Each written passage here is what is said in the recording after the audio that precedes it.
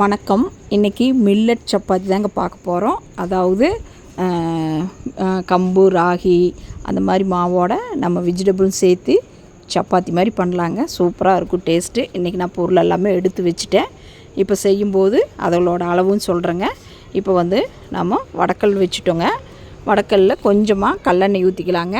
கல்லெண்ணெய் 4 table spoon ஊற்றிட்டு நம்ம பெரிய வெங்காயம், கேரட்டு, பச்சை மிளகா, கருவேப்பிலை இதெல்லாமே வணக்கிட்டு மாவு நான் ராகி மாவு, கம்பு மாவு, கோதுமை மாவு 3 எடுத்துருக்குறேங்க. நீங்கள் வேறு ஏதாவது மாவு இருந்தாலும் கூட எடுத்துக்கலாம், அதோடு மிக்ஸ் பண்ணிக்கலாம். கொஞ்சம் அரிசி மாவு போட்டுக்கலாம், இல்லை தெனை மாவு, இல்லை எல்லா மாவுமே ஒரு கைப்பிடியும் கூட போட்டு செஞ்சுக்கலாங்க. நான் இன்றைக்கி 3 மாவு எடுத்துருக்கிறேன். 3 மாவில் ராகி மாவும் கோதுமை மாவும் சம அளவு எடுத்துருக்குறேங்க. கம்பு மாவு அதில் பாதி எடுத்துருக்குறேன். ஏன்னா கம்பு மாவு கொஞ்சம் வரவரப்பு கொடுக்குங்க, கொஞ்சம் ட்ரையாக இருக்கும். அதனால அது பாதி அளவு எடுத்துட்டேன். இப்போ பார்த்தீங்கன்னா எண்ணெய் ஊற்றி சீரகம் ஒரு 1/2 டேபிள் ஸ்பூன் போட்டேங்க. பெருங்காயம் கொஞ்சம் போட்டுட்டு அதுக்கடுத்து பெரிய வெங்காயம் 1 பொடி பொடியாக வெட்டி வச்சுருந்தேன், அதையும் போட்டுங்க. அதுக்கடுத்து ஒரே ஒரு பச்சை மிளகா காரத்துக்கு, அதோடு கருவேப்பிலை, கொஞ்சம் கொத்தமல்லி, புதினா போட்டுக்கலாங்க. நல்லா வாசமாக நல்லாயிருக்கும். இதெல்லாமே நல்லா வணக்கிட்டு அதுக்கடுத்தது நம்ம எடுத்து வச்சுருக்கிற மாவுகளையுமே இதோடைய சேர்த்தி நல்லா வணக்கிட்டு ஆற வச்சு தண்ணி ஊற்றி பிசைஞ்சு சப்பாத்தி மாவு மாதிரி எடுத்துக்கலாம். எதுக்காக இப்படி பண்ணுறோன்னா, நம்ம இந்த மாவெல்லாம் போட்டு சப்பாத்தி பிசையும் போது பிசுபிசுப்பு தன்மை இருக்காதுங்க. சப்பாத்தி ரொம்ப சாஃப்டாக நல்லா இருக்குங்க. அதனால தான் கொஞ்சம் மாவை வறுத்து பிசைஞ்சு சுட்டோம்னா நல்லாயிருக்கும். இப்போ பாருங்கள், இந்த கருவேப்பிலை, கொத்தமல்லி எல்லாமே நல்லா வணங்கினதுக்கப்புறமா நாம் ஒவ்வொரு மாவாக சேர்த்து நல்லா வறுத்தெடுத்து ஆற வச்சு மாவு பிசைஞ்சிக்கலாங்க. நீங்களும் வீட்டில் எப்போ பாரு கோதுமை மாவுலேயே சப்பாத்தி சுடாமல் இந்த மாதிரி மில்லட் மாவெல்லாம் இருந்ததுன்னா ஒவ்வொரு கைப்பிடி போட்டு நீங்கள் சுட்டிங்கன்னா நல்லாயிருக்கும். நான் இன்றைக்கி கேரட் இருந்தது, கேரட் போட்டுங்க. குடமிளகா போடலாம், நல்லாயிருக்கும். முட்டைக்கோசு இருந்ததுனாலும் முட்டைக்கோசு இதோடு சேர்த்திக்கலாம். இல்லை ஒரு சில நேரத்தில் வெந்தயக்கீரையும் கூட இருக்குது. வெந்தயக்கீரை இல்லை பாலக்கீரை இந்த மாதிரி கீரையும் கூட நீங்கள் இதோடு சேர்த்திக்கலாம். டேஸ்ட் ரொம்பவே நல்லா இருக்குங்க. இப்போ பாருங்கள், நான் வீட்டில் கேரட் மட்டும்தான் இருந்தது, அதனால் கேரட் மட்டும் போட்டுட்டேன். இந்த மாதிரிலாம் சப்பாத்தி செஞ்சோம்னா நம்ம ஒரு சப்பாத்தி 2 சப்பாத்தி சாப்பிட்டோம்னா அன்னைக்கு தேவையான சத்து எல்லாமே, நம்ம உடம்புக்கு தேவையான சத்துக்கள் எல்லாமே 2 சப்பாத்தி 3 சப்பாத்தியில் கிடச்சிருங்க. எல்லா மாவும் நம்ம போட்டு செய்கிறோம். அதனால் நம்மளுக்கு ஒரு காலையிலேருந்து ஈவினிங் வரைக்கும் இந்த மாதிரி சப்பாத்தி சாப்பிட்டோம்னா கொஞ்சம் எனர்ஜியாகவும் இருக்குது. நம்மளுக்கு உடம்புக்கு தேவையான சத்துக்களும் கிடச்ச மாதிரி இருக்குங்க. இப்போது இந்த மாவெல்லாமே நல்லா ஃப்ரை பண்ணும்போது நீங்கள் கொஞ்சம் இதுக்கு தேவையான அளவு உப்பும் போட்டுக்குங்க. உப்பும் போட்டு நல்லா மாவோட நல்லா கலந்துக்குங்க. நான் உப்பு போட்டு தான் பிசைஞ்சேன். நீங்களும் அந்த மாதிரியே பண்ணிக்கங்க, நல்லாயிருக்கும் சப்பாத்தி. அதாவது இப்படி பிசைஞ்சிங்கன்னா மாவு ரொம்ப சாஃப்டாக இருக்குங்க, அந்த பிசுபிசுப்பே இருக்காதுங்க. நான் சப்பாத்தி கட்டையிலையும் கூட தேய்க்கல, தட்டி தான் போட்டேன். அவ்வளோ லேசாக இருந்தது சப்பாத்தி. வீட்டில் நான் அடிக்கடி செய்வேங்க. அதே கொஞ்சம் திக்னஸாக சுட்டோம்னா ரொட்டி மாதிரி ஆகும், அது கூட கொஞ்சம் மென்று சாப்பிட்றது கஷ்டமாக இருக்கும். இது லேசாக தட்டி எடுத்தோம்னா சப்பாத்தி மாதிரி 1ங்கிறது 4 சப்பாத்தி தான் சாப்பிட தோணுங்க. அந்தளவுக்கு டேஸ்ட் ரொம்பவே நல்லாயிருக்கும்.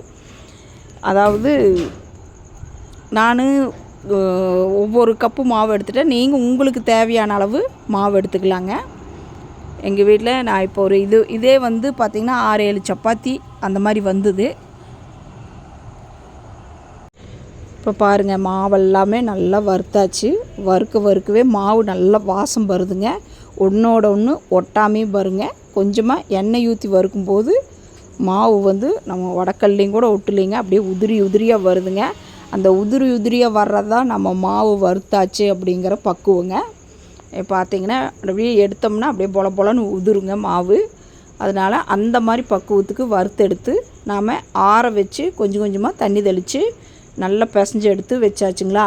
அதுக்கடுத்தது நம்ம கொஞ்சம் அது ட்ரை ஆகாமல் இருக்கிறதுக்கு மேலே ஒரு ஸ்பூனு எண்ணெய் தடவி வச்சுட்டுங்க. அதுக்கடுத்தது நம்ம வாழை இலையில் இதைய லேசாக தட்டி நம்ம கையிலேயே நல்லா தட்டோம்னா லேசாக வருதுங்க. சப்பாத்தி கட்டையிலெல்லாம் உருட்டவே முடியாது. ஏன்னு கேட்டிங்கன்னா இதில் நம்ம வெங்காயம் காயெல்லாம் இருக்குங்கள்ல, போட்டு அமுத்தி தேய்க்க முடியாது. கையிலேயே நல்லா தட்டி எடுத்து தோசைக்கல்லில் போட்டோம்னா நல்லா வந்ததுங்க சப்பாத்தி. பார்த்திங்கன்னா நல்லா தண்ணி வெது வெதுன்னு அந்த மாவு வந்து வெது வெதுன்னு இருக்கும்போதே நீங்கள் கொஞ்சம் கொஞ்சமாக தண்ணி தெளித்து நல்லா கெட்டியாக நல்லா பிசைஞ்சு எடுத்துக்கலாம். அதாவது ரொம்ப கெட்டியாக வேண்டாங்க, ஏன்னா கையில் நம்ம தட்ட முடியாது. கொஞ்சம் ஒரு சப்பாத்தி மாவை விட கொஞ்சம் லூஸாக பிசைஞ்சிக்கலாங்க. இப்போ பாருங்கள் நல்லா பிசைஞ்சு எடுத்துட்டேன். இப்போ வந்து வாழை இலையிலேயே நல்லா ஒரு ஸ்பூன் எண்ணெய் விட்டு நல்லா லேசாக தட்டி எடுத்து தோசைக்கல்லில் போட்டுக்கலாங்க. நல்லா வாழை இலையில் தட்ட முடியல, நீங்கள் அந்த சில்வர் பேப்பரு ஏதாவது பேப்பர்லேயும் கூட நீங்கள் தட்டிக்கலாம். இப்போ நம்மளுக்கு தேவையான சைஸு உருண்டைகள் எடுத்துங்க. நம்ம வாழை இலையில் வச்சு மேலே மறுபடியும் கொஞ்சம் எண்ணெய் ஊற்றி தட்டணும்னா கையில் ஒட்டாமல் தட்டலாங்க. கையிலேயே நல்லா லேசாக தட்டினீங்கன்னா சூப்பராக இருந்ததுங்க. ஒட்டவே இல்லைங்க, பிசு எதுவுமே இல்லை, ரொம்ப சாஃப்டாக இருந்தது. மாவு வந்து பார்த்திங்கன்னா நம்ம கோதுமை மாவு பிசைஞ்சு சப்பாத்தி சுட்டோம்னா எப்படி இருக்குங்க அந்த மாதிரி இருந்தது மாவு. ஏன்னா நம்ம அது வறுத்தங்காட்டி அந்தளவுக்கு சாஃப்ட் ஆகிடுச்சுங்க மாவு. இப்போ பாருங்கள் ரொம்ப தேய்ச்சோம்னா ரொம்ப லேசாக நல்லா வருதுங்க. தட்டவே அவ்வளோ வாசியாக இருக்குது. இன்னும் தட்டலான்னு தான் தோணுது, அந்த அளவுக்கு நல்லா இருக்குங்க. வேணுனாலும் கூட நீங்கள் தேய்க்க முடிஞ்சதுனாலும் கூட சப்பாத்தி கட்டையிலும் கூட தேய்ச்சிக்கலாம். அந்த தேய்க்கவே வேண்டியதில்லை, அந்த அளவுக்கு லேசாக வந்ததுங்க. மறுபடியும் எப்பவும் போல் சப்பாத்தி சுடுற மாதிரியே தோசைக்கல் வச்சு கொஞ்சம் ஒரு ஸ்பூன் எண்ணெய் ஊற்றிங்க.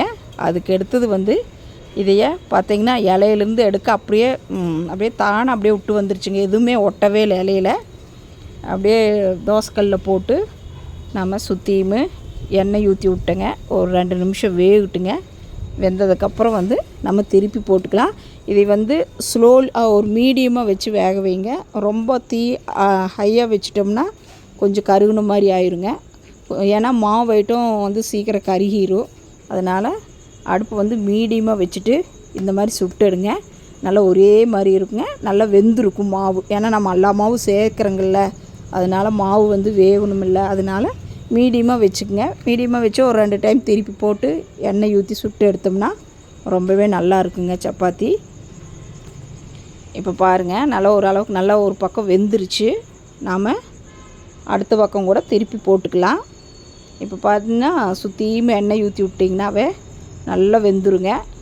இப்போ பாருங்கள் நல்லா வெந்துருச்சு. நம்ம திருப்பி போட்டுக்கலாம்.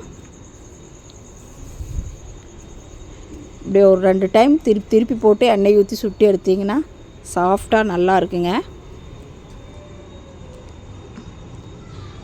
அதாவது வீட்டில் குழந்தைகள் பெரியவங்களுக்கெல்லாம் இந்த மாதிரி வீட்டில் இருக்கிற மாவு வச்சு சப்பாத்தி சுடுங்க. நல்லா இருக்குது, சாப்பிட்ற டேஸ்ட் ரொம்பவே நல்லா இருக்குது இது. இப்போ பாருங்கள் மறுபடியும் வேணுங்கிற அளவுக்கு வேணுன்னா நம்ம ஒரு ஸ்பூன் மறுபடியும் கூட எண்ணெய் ஊற்றிக்கலாங்க. எண்ணெய் ஊற்றிட்டு அதாவது இப்போ மீடியம் ஃப்ளேமில் வைக்கும்போது இது சப்பாத்தி வேகிற கொஞ்சம் டைம் ஆகுங்க. சாதா சப்பாத்தினா நம்மளுக்கு போட்டோன்னே புஷ்ஷுன்னு வந்துடுங்க. இது கொஞ்சம் ஸ்லோவாகுங்க. அந்த கோதுமை மாவு சப்பாத்தி 2 சப்பாத்தி சுடுற நேரத்தில் இது ஒரு சப்பாத்தி தான் சுட முடியும். அதனால் இது கொஞ்சம் வேகிறதுக்கு லேட் ஆகுங்க.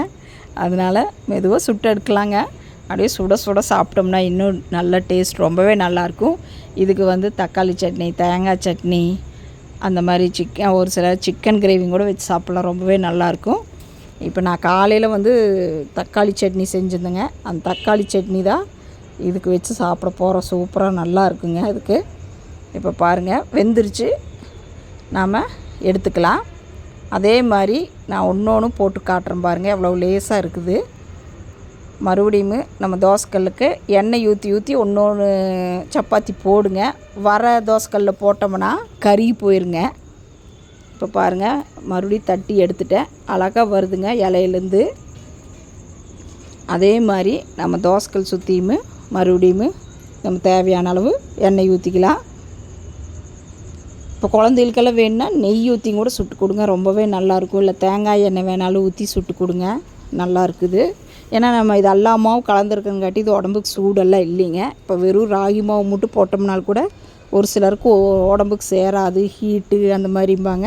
இதில் நம்ம கம்பு மாவு அந்த மாதிரியெல்லாம் சேர்க்குறங்காட்டி, கோதுமை மாவெல்லாம் சேர்க்குறங்காட்டி உடம்புக்கு அந்த தொந்தரவு பண்ணாது, வயிற்றுக்கல்லாங்க. இப்போ பாருங்கள் மறுபடியும் 2வது சப்பாத்தியும் சுட்டு எடுத்தாச்சுங்க. இப்போ பாருங்கள் சப்பாத்தி நல்லா ஆறிடுச்சு, எவ்வளோ லேஸாக இருக்குது பாருங்கள். நம்ம கட்டையில் தேய்ச்சாலும் கூட இந்த அளவுக்கு லேஸ் வராது, அந்தளவுக்கு லேஸாக இருக்குது.